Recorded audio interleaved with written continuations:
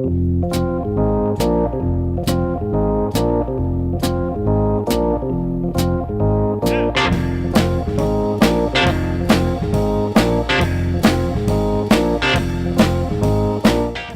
to the Two Blokes Chatting radio show on 94.7 The Pulse. Music, interviews, news, and, well, Two Blokes Chatting. Now, here are the two blokes. There's a very, very important program coming up next month, which we are going to participate in. And that very important program is called Movember. And I contacted Movember and said, don't just send us anybody. Unless we've got the Global Director of Digital Health, we're not playing. And we got him. His name is Sam Gledhill. Good morning, Sam. Good morning, boys. How are we? Doing very, very well indeed. Thank you. What about you? We should ask that question of you as well. Are you well? I'm going great. A little bit wet. We've had to cancel the junior cricket this morning because of the rain. But I'm sure you guys down there in Geelong had quite a bit of rain yesterday. So I hope everyone's safe and dry and keeping themselves well. But yes, I'm doing fine. Thanks for checking in. We don't get multilingual on this program very often, but we had a shizen load of rain here last night. So yes, it was damp to say the least. We sometimes get lost in things. When you're talking to Global Director of Digital Health and then he says, junior cricket got called off, it's nice to know that it's very grounding very quickly, isn't it? And we do need to ask you this question, Sam, before we get going, just to set a context. Digital could mean relating to things to do with computers and phones, or in fact, given a digit is your finger, are you looking after the health of fingers, or are you looking after this in some form of technology? Definitely the former. I'm not very good at the latter, I've got to say. I'll leave the old finger things up to the hand experts around the world. That's not my bag. Excellent. Anything that relates to the programs that we do at Movember that relate to digital programs, websites and tools that we have, apps that are available to help men with their health journey, that's the work that me and my team do. Sam, just having a quick chat off air, I think it's fair to suggest that this has been going on for quite some time. The message has been delivered. It's maybe a little slow in the uptake, but I really get the sense now that men are not quite as protective or fearful about discussing their own health. Is that the feedback you're getting? Yeah, certainly it's what we're seeing around the traps. And when we talk to people who participate in this journey, that men's health, a couple of things have happened, I think, over the last decade or so. Men's health isn't just a men's problem anymore. This isn't just about, blokes thinking they've got to do it all themselves. The role of the female partners in our lives are really important, or friends and relatives and parents are critically important. So we're seeing the whole sort of community and ecosystem galvanising around men and really supporting them through this journey. But Rob, you and I were sharing a story offline, off air, that with what we're seeing is men are now starting to open up and you might be talking to someone and they're quite feeling open and vulnerable enough to say, I've had a really tough week, I've got this going on and it's really sort of weighing me down. Those conversations wouldn't have happened 10 years ago, and so I think there's a real shift in society for the better. And look, we don't want to take overall responsibility for that. It's been a concerted effort, but we're really hearing those stories just really fills our cup because it reminds us that the work we do is really important. But actually, we're starting to see change, and we're starting to see the thin edge of the wedge towards a world where men are more vulnerable. They're opening up, and they're learning all the lessons that, frankly, women have been doing for centuries, and we're finally, us dumb blokes, have just cottoned on. Yeah. Well, it's interesting because I can remember an ad, and I should go and find it sometimes because I quite regularly refer to it. I reckon it would be 20, 25 years ago, and there were two guys. It was a radio ad, so there's no sort of vision associated with it. And the first one goes, the other one goes, and they basically grunted at each other right through. It appears that they might be doing something that only men do, standing next to one another, if you know what I mean. And there was not one word uttered except these grunts. And at the end, the voiceover said, it might be time to start talking about your health, blokes, or something like that. It was a really clever ad because that's very much, even when we asked you how you are, it's a genuine question these days, as distinct from how are you, good, thanks, yeah, or the seemingly now age-old response, busy. Yes, that's true. Isn't it true? It's interesting you bring up shoulder-to-shoulder conversations because I think that's something that certainly when we think about how Movember evolved over its early years, those shoulder-to-shoulder conversations were the really critical part. And it's really interesting when you put blokes opposite each other, say, over a coffee or over a coffee shop, the conversation feels a little stifled. But if you put blokes side by side and distract them with their hands, so things like the men's shed are a really good example, right? Where you put blokes side by side, get them using their hands, and you distract them enough that they start to open up and start to have these conversations naturally. So it's a really instinctive thing for guys to do.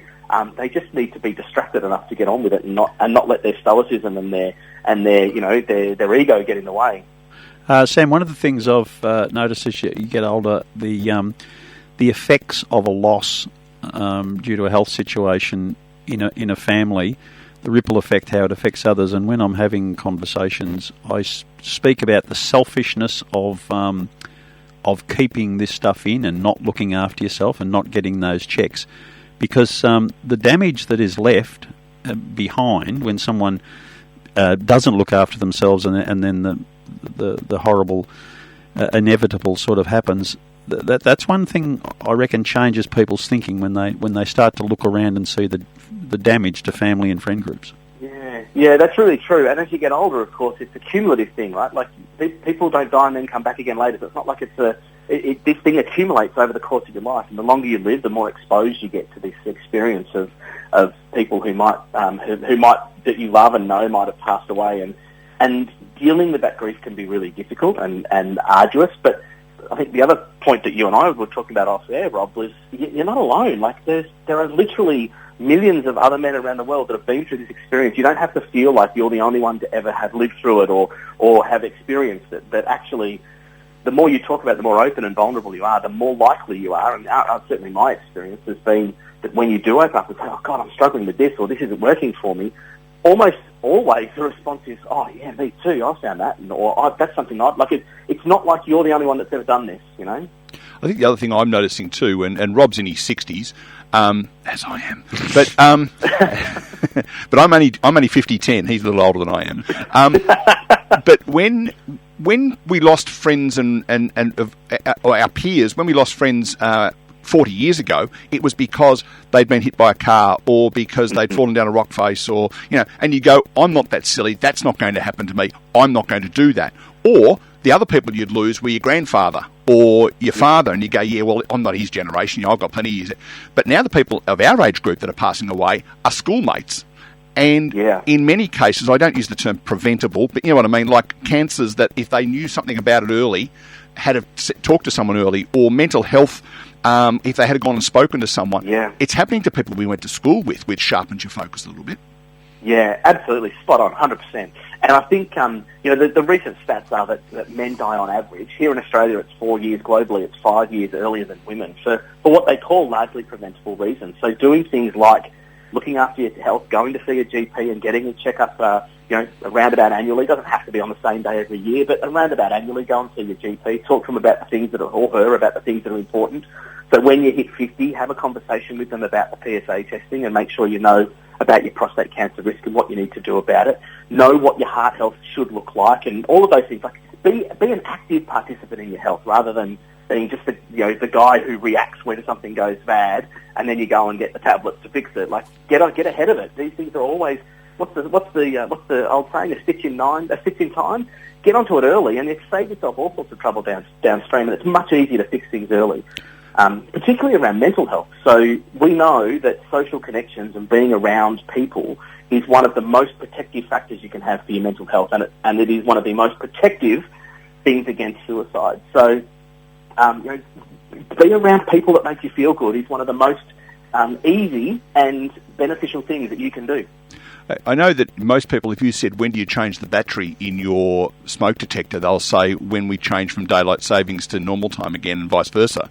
I've made a habit now of taking my birthday off work if it's a weekday, and if not, the closest work day to it, and making an appointment on that day for 9 o'clock to go and get the blood tests done before I have to have breakfast and then go and see the doctor.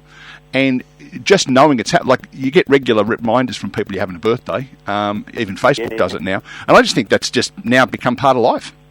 Yeah, what a fantastic idea. Because then that you can go to the GP and you can. And the thing about GPs is that they will talk to you about anything that's going on. It doesn't have to be something that's gone wrong, something that is alarming.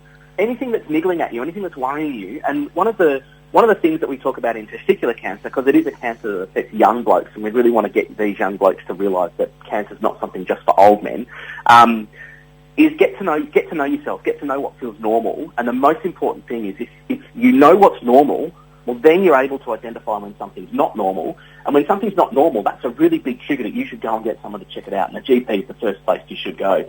And the same thing applies not just for your testes, but for any part of your body, or in fact even your mental health.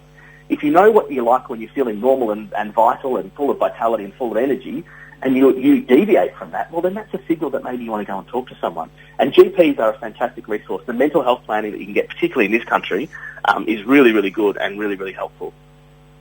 The Movember thing, it's interesting the way it's developed, because we know it as that. It's just an important time of the year. We grow a moustache and we make some money.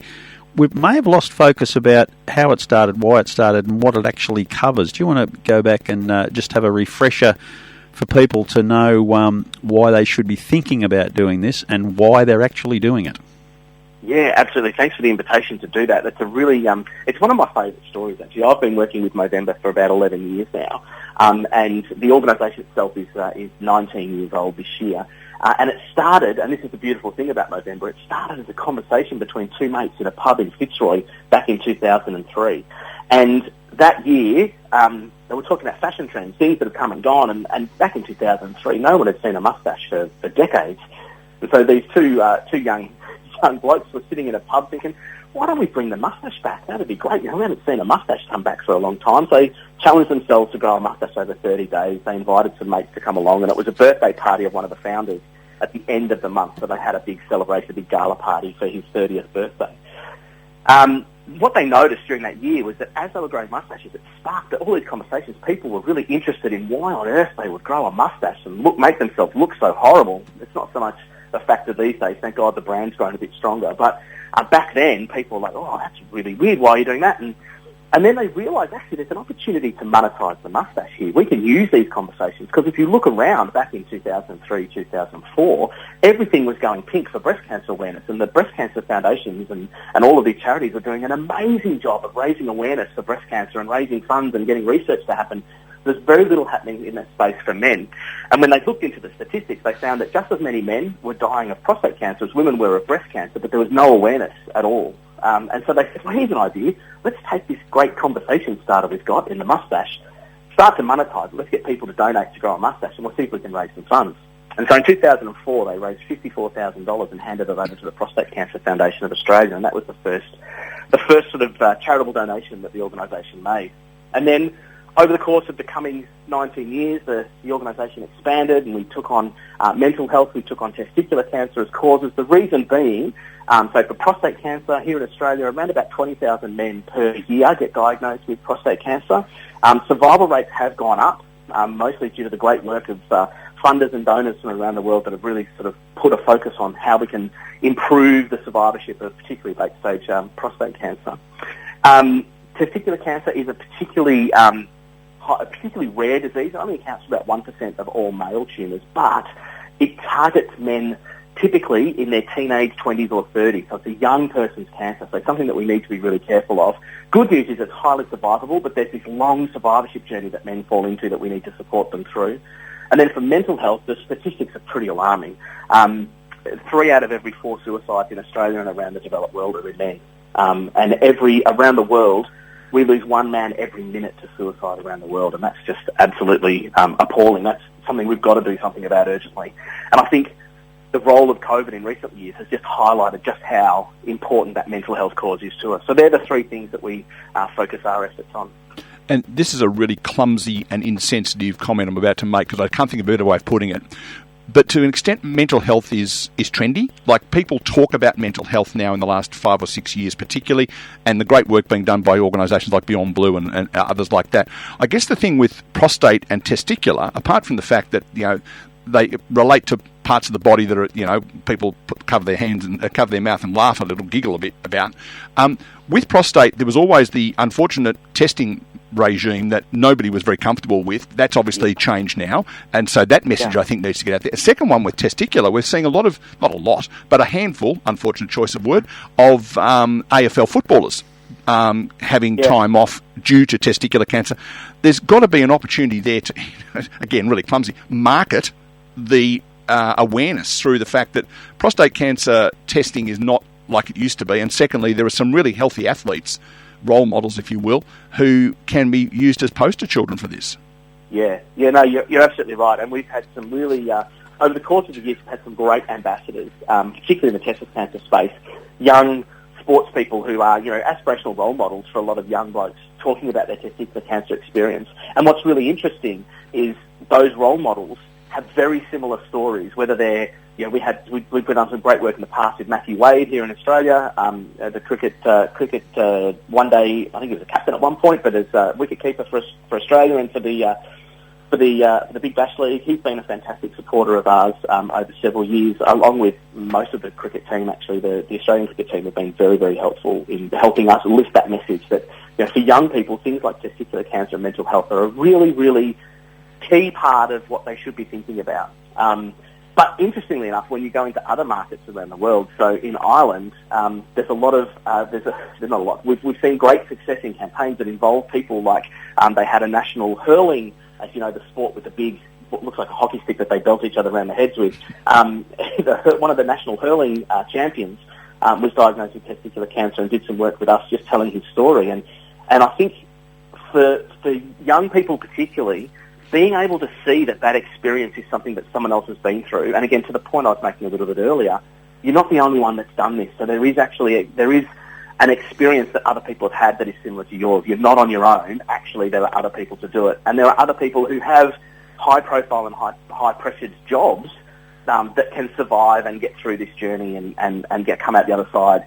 That kind of level of inspiration is something I think we also owe it to our community to share, that actually it doesn't all have to be doom and gloom. Actually, there is opportunity and there is hope on the other side of these journeys as well. Because I think we go back to when Rob and I were, and obviously these are many years apart when we were young, but people got the C word or they got Jack the Dancer.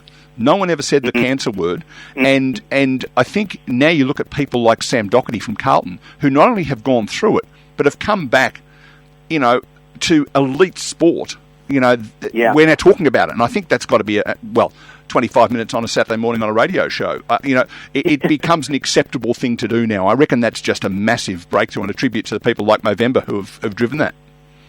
Yeah, I think you're right. I think the more that that stigma exists across multiple levels. I think it's most prevalent. You see it most commonly in mental health. People really don't want to talk about their mental health. They really shut down. But we know when you talk to people who have been open about their experiences, who've shared their experience with a loved one and learnt that actually I can be vulnerable and actually I can get some support out of this. It's not just about me being burdensome to someone else. Breaking down that stigma, I think you're right. The notion that you can see someone else do it and that they're okay and that they get back to their life, I think is a really powerful story. And for something like cancer, it feels like that's something that happens to you. Mental health often feels like it's your own internal problem, but that's the furthest thing from the truth. We really need to break down that stigma and get people to believe that actually sharing, being vulnerable, and reaching out is one of the most powerful things that you can do. So the other powerful thing you can do is get involved. Neil and I have committed. He has cleverly set up a Two Blokes Chatting radio show donation page. We will throw the razor away on the weekend probably, because you like to get a little bit of a start before November the 1st. Well, look, the technical rules are you're meant to be clean-shaven on the 1st, but if you've got a day or two's head start, I'll give you a leave pass for that one. Well, I think it's about Rob's virility. He needs a run-up. I do. By lunchtime on the 3rd, people are going to think I'm Merv Hughes. Well, there's a mate of mine who grows such a terrible moustache. He has to buy mascara to give it a bit of a colour so people realise he's doing Movember. But God love him, he's done it every year that I've been involved at Movember as one of my mates. So Rob wouldn't need to buy the mascara. Oh, definitely would. It's very, very great. I bet you've already got some. Very great. I have used it. I did do that when I was about 17. Grow a mustache. You don't have to. You don't have to just grow a mustache. It's not the only way that you can be part of the Movember community. If you happen to be of a gender or an affiliation that can't grow a mustache, or you happen to have a wedding or an event that you're going to get murdered for if you own a mustache, then you can participate in other ways. You could do a move challenge. So we invite people to, say, run for 60 kilometres, which recognises the one man that dies every minute to mental health around the world. You could do 20,000 sit-ups if you wanted across the month to acknowledge the 20,000 men who are going to be diagnosed with prostate cancer this year. There's all sorts of ways you can get involved. So you can mow your own way, you can do a move challenge, you can obviously grow a moustache is the pinnacle. The moustache is our badge of honour. That's the thing we really want to encourage people to do. But for those other ways of getting involved, you can head over to Movember.com. We've got a brand new app this year that you can download out of the App Store or the Google Play Store, and that'll give you all the detail you need to know about how to get involved, how to get registered, set up a team if you want to do it with some friends, and then importantly, how you can go and get some donations. It's all sitting there on the app or on the website. So we're going to do the moustache because you can do that sitting on your backside. The others sound a little bit active for my liking. But if folks listening and they want to support Rob and my good self, the website www.2bc, the number 2bc.radio. It's our normal website, /Movember. That will take you to the Movember website and our donation page. You can donate to Rob, you can donate to me, or better still, donate to both of us as a team, and it'll split it evenly. That's a good idea. And I was taken by a comment you made about how it all started, because it was only a couple of days ago I read on the social media someone put up, all great ideas start with 2 or 3 people having a coffee or a beer. And this is another example of that. Well, I think we've proven that point this morning. Very much so. And being a Lions man, all great things start in pubs in Fitzroy. Sam, we should let you go back and, not umpire a game of cricket, because clearly that's not happening, but thank you so much for spending some of your Saturday morning. I know you work all day, all week on this sort of stuff, and then to cop a half-hour request on a Saturday morning to chat to a couple of blokes in Geelong. We very much appreciate your time. We've also got one of your mates, I think Jake, from the fundraising team. We might have a chat to him later in November to see how we're going and see how you guys are going with the event as well. But we're right behind you, and we thank you very much for spending some time with us on a Saturday morning. No problem at all, boys. It's been an absolute pleasure. I couldn't think of a better way to spend half an hour on a Saturday morning. You guys have been a fantastic joy to work with and to talk to. So thanks for your efforts. Thanks for your support behind the Movember campaign, and to all the listeners out there. Get behind, throw them a couple of dollars, because these boys are doing some wonderful support for our cause, and we're very, very grateful. So thank you very much. Thanks, Sam. Best wishes. Good on you, mate. Thanks, Sam. Sam Gledhill, the Global Director of Digital Health for Movember, if you don't mind.